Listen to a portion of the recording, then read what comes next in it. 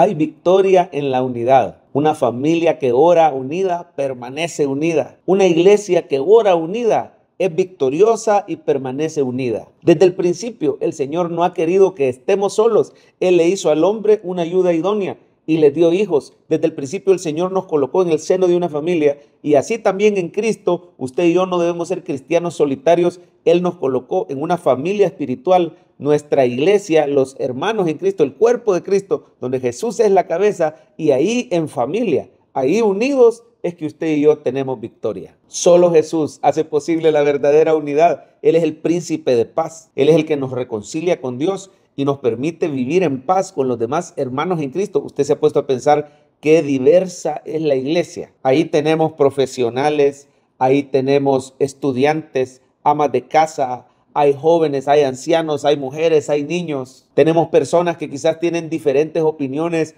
en la política, en el deporte. Hasta podríamos hablar que hay diferentes estratos sociales. Pueden haber personas que son empresarios, hay otros que son empleados, otros están desempleados. Personas pasando diferentes etapas de la vida. Pero mire, todos nos llevamos unos con otros en una iglesia. No hay distinción, no hay diferencia. Somos hermanos en Cristo, nos abrazamos, adoramos juntos, oramos unos por otros, porque en el centro está el príncipe de paz, que es Cristo Jesús. Él es la cabeza de la iglesia, que es su cuerpo. Tenemos un mismo Espíritu Santo en nosotros, tenemos al mismo Padre Celestial, tenemos la misma fe, tenemos las mismas promesas, tenemos el mismo bautismo. Solo Cristo. Él hizo posible allá en la iglesia primitiva que la iglesia fuera una sola, a pesar de estar compuesta por judíos y gentiles. Mire qué grupos más separados que eso, pero dice la palabra que Cristo derribó la pared intermedia de separación, haciendo la paz, y de los dos hizo un solo y nuevo hombre. La iglesia de Cristo tiene que estar unida, porque en la unidad hay victoria. ¿Qué tal, hermanos? Continuamos con esta serie de Jueces. Estamos a punto de terminar.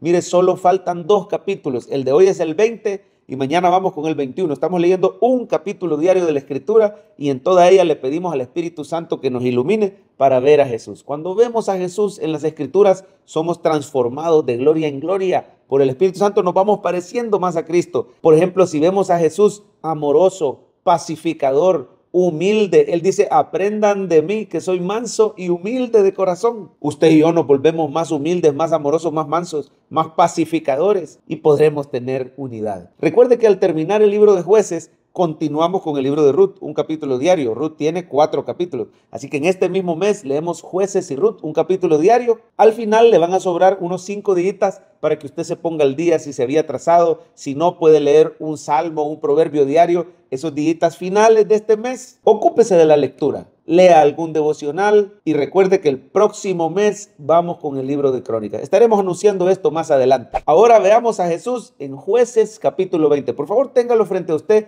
De preferencia ya lo haya podido leer. Y mire cuántos versículos resaltan el tema de la unidad. Aquí el Espíritu Santo nos quiere comunicar algo. Qué importante es la unidad. Ahí está nuestra victoria. Mire el versículo 1. Jueces 21 dice así: entonces salieron todos los hijos de Israel y se reunió la congregación como un solo hombre, desde Dan hasta Beerseba y la tierra de Galaad, a Jehová en Mizpa. Mire el 2. Y los jefes de todo el pueblo, de todas las tribus de Israel, se hallaron presentes en la reunión del pueblo de Dios. 400,000 hombres de a pie que sacaban espada. Se habla de una reunión del pueblo de Dios. Una parte práctica de poder vivir en unidad es vivir en congregación. Pero bueno, sigamos viendo más versículos que hablan de la unidad. Mira el versículo 8. Entonces todo el pueblo como un solo hombre se levantó y dijeron: ninguno de nosotros irá a su tienda, ni volverá ninguno de nosotros a su casa. Comienzan a hablar de los planes para traer justicia contra Gabaa de los benjamitas por la maldad que habían hecho con la concubina del levita. ¿Se acuerdan que en el capítulo pasado vimos esa terrible inmoralidad? El mundo iba de mal en peor porque no había rey en Israel. Pero aquí el Señor está permitiendo que el pueblo se una como un solo hombre para traer justicia, para que la justicia de Dios viniera sobre los benjamitas, específicamente los malvados que llevaron a cabo ese asesinato de la concubina. Mire un versículo más que habla de la unidad, versículo 11. Y se juntaron todos los hombres de Israel contra la ciudad, ligados como un solo hombre. Creo que aquí el mensaje es claro: el Señor nos quiere unidos, y para eso es necesario que Cristo Jesús reine en nuestro corazón, porque Él nos da el amor, Él nos da la tolerancia. Dice la palabra, de la manera que Cristo os perdonó, así también hacedlo vosotros. Nos tenemos que amar, nos tenemos que soportar, nos tenemos que tolerar, porque el Señor lo ha hecho así con nosotros. No podemos amar al prójimo si no entendemos que Él nos amó primero. Y bueno, ahí puede leer usted el resto del capítulo, es bien duro. Se reúnen contra Gabá y los de Benjamín, en lugar de entregar a los malvados, se ponen a la guerra. Mira, ahí Benjamín la regó porque se quiso aislar. Así es el cristiano que se quiere aislar de la iglesia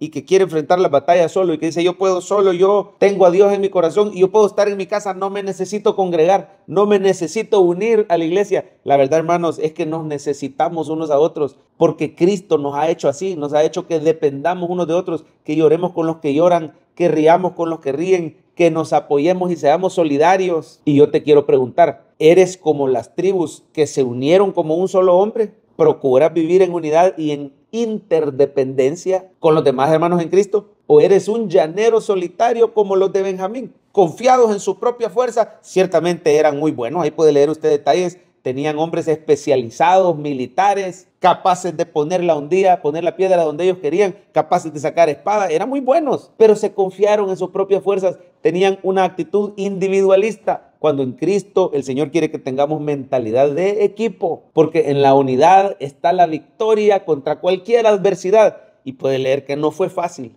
Mire, estas 11 tribus que se juntaron contra los benjamitas perdieron una vez y perdieron 22,000 hombres. Al siguiente día perdieron por segunda vez y perdieron 18,000 hombres, pero cada vez siempre iban a la presencia del Señor unidos, lloraban unidos, clamaban unidos, y los vemos adorando a Dios la segunda noche, después de la segunda derrota. Mire por favor el versículo 26, con esto terminamos. Entonces subieron todos los hijos de Israel y todo el pueblo vinieron a la casa de Dios y lloraron, y se sentaron ahí en presencia de Jehová, y ayunaron aquel día hasta la noche, y ofrecieron holocaustos y ofrendas de paz delante de Jehová. Ahí está Cristo simbolizado en los sacrificios.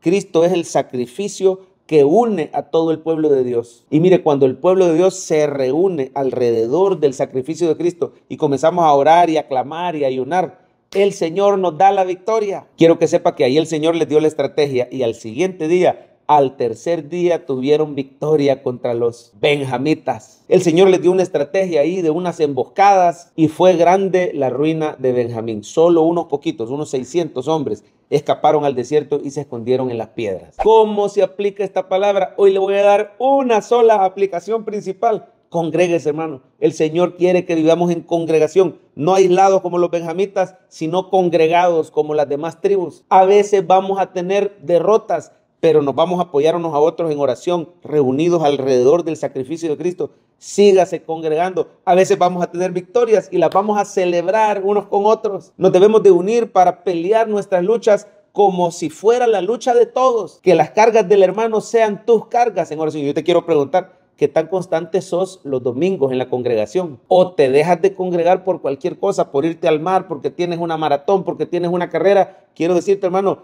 es prioridad la congregación. No lo digo yo, lo dice la palabra de Dios, no dejando de congregarse como algunos tienen por costumbre, dice, sino exhortándoos, porque aquel día se acerca. Dele prioridad al Señor a través de la congregación, un culto entre semana, asistir a su live group. Ellos son tu familia espiritual. Y quiero hacerte otra pregunta. ¿Tienes presente las necesidades, las peticiones, las victorias, las luchas, las derrotas de otras personas de tu congregación? ¿Estás orando por alguien más? ¿Hay otras personas que están orando por ti, por tus luchas, por tus necesidades? ¿Conoces a otras personas por nombre y apellido? ¿Conoces su familia? ¿Conoces la situación que están atravesando? Porque esa es la voluntad de Dios, que juntos hagamos vida en comunidad. Mire, hasta los defectos de otros van a ser usados por Dios para moldear tu carácter, para hacerte más paciente, más tolerante, más amoroso. Te vas a dar cuenta de defectos de carácter que tenías tú, que no los conocías, y el Espíritu Santo va a tratar con esos defectos. Ahí el Señor nos va a trabajar. Los hermanos en Cristo son incondicionales en las buenas y en las malas. Ahí estaremos para sostenernos las manos unos a otros. Termino con esto. ¿A dónde se ve Cristo? Aquí en el capítulo 20. Ya dijimos, Él es el que hace posible la unidad. Él es ese sacrificio de paz, ese holocausto pero también Cristo recibió el castigo por nosotros. Mire, aquí se ve la tribu de Benjamín recibiendo el juicio, recibiendo el castigo. Pero ahora usted y yo no debemos de temer que nos va a venir el juicio, el castigo por nuestros errores, por nuestros pecados, porque Cristo en la cruz ya llevó ese castigo. Por eso acércate a Cristo, acércate a su iglesia, porque en la unidad hay victoria contra la adversidad.